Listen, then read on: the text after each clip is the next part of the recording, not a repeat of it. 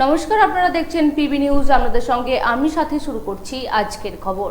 দক্ষিণ দিনাজপুর জেলার গঙ্গারামপুর থানার অন্তর্গত সুখদেবপুর অঞ্চলের হোসেনপুর ব্লকের এক বিজেপি কর্মীর স্ত্রীকে সোমবার রাতের অন্ধকারে তৃণমূলের দুষ্কৃতীরা বাড়ি ঢুকে মারধর করে।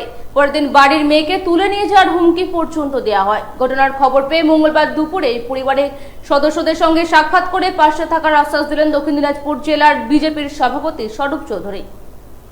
দক্ষিণ দিনাজপুর জেলার গঙ্গারামপুর থানার অন্তর্গত সুখদেবপুর অঞ্চলের হোসেনপুর বুথের এক বিজেপি কর্মীর স্ত্রীকে সোমবার রাতে অন্ধকারে তৃণমূলের দুষ্কৃতীরা বাড়িতে ঢুকে মারধর করে। পরের দিন বাড়ির মেয়েকে তুলে নিয়ে যাওয়ার হুমকি দেয়। ঘটনার খবর পেয়ে মঙ্গলবার দুপুরে ওই পরিবারের সদস্যদের সঙ্গে সাক্ষাৎ করে পাশে থাকার আশ্বাস দিলেন দক্ষিণ দিনাজপুর জেলা বিজেপির সভাপতি স্বরূপ চৌধুরী।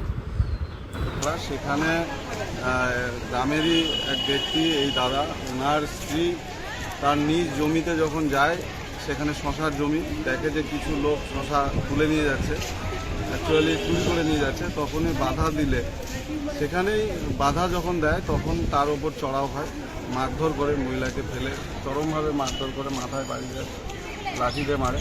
সে সেখানে অজ্ঞান অবস্থায় পড়ে থাকে।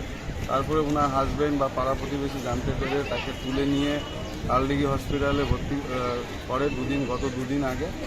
এবং দুর্ভাগ্যজনক ঘটনা, ওই ঘটনাটা ঘটে যাওয়ার পর সেই গ্রামেরই তৃণমূলের যার মেম্বার আছে, তৃণমূলের কিছু নেতৃত্ব সেই গ্রামের বিচার সালিসি করে উল্টা তাদের উপর দোষ চাপানোর চেষ্টা করে।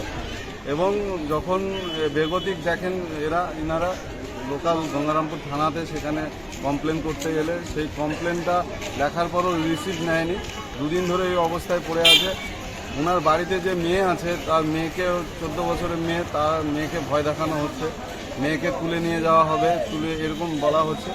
আমি আজকে সেখানে গিয়েছিলাম, খুব বাজে অবস্থায় পরিবারটা আছে।